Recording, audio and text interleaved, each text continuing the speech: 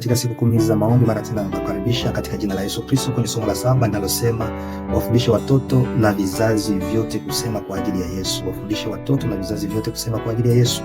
Fungu elekezi ni Matendo ya Mitume 2:17-18 na Yoeli 2:18-19. Mungu alikuwa ametabiri zamani ya kwamba Roho Mtakatifu atamiminwa juu ya vizazi vyote, juu ya wazee, vijana na hata watoto. Kwa hivyo watoto hawajaachwa pembeni. Mungu ana mpango mzuri kwa ajili ya watoto. Watoto ni sehemu muhimu ya utimilifu wa unabii wa siku za mwisho. Hata Ellen G. White anakumbusha kwamba kusudi la Mungu kwa watoto wetu ni pana na la kina la juu kuliko tunavyofikiri.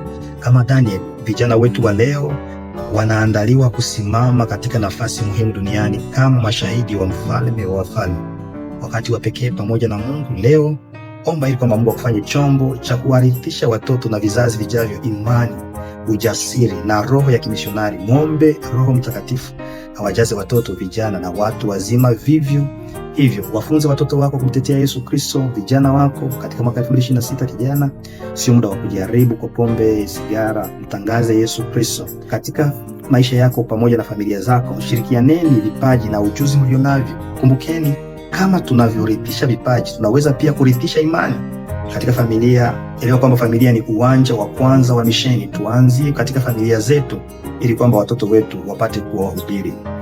Familia ya kanisa, ombieni mioyo ya wazazi, walimu na watoto iunganishwe kama ilivyotabiriwa katika Malaki 4:5-6 ili familia ziwe tayari kushiriki kamilifu katika kazi ya Mungu ya siku za mwisho. Ujumbe muhimu katika somo hili ambalo ni la 7 ni kwamba Roho Mtakatifu anawaita watoto na wazazi na vizazi vyote kusema kwa ajili ya Yesu. Leo Mungu anatuuliza kama Esther anasema, ni nani ajuaye kama hukujia wakati kama huu?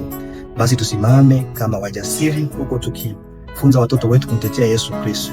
Tuombe. Asante Yesu Kristo, kwani nataka watoto wapate kuhubiri, vijana na wazee katika mwaka 2026, wakati watu wanajiweka kufanya kanasa za dunia. Watoto hawa, vijana ambao wanafuata masomo haya na wale ambao tunawaombea wabadilishe, wapate kutetea katika jina la Yesu Kristo. Amina. Ndugu, usikose kusubscribe, like na kushare kwa watu wengine.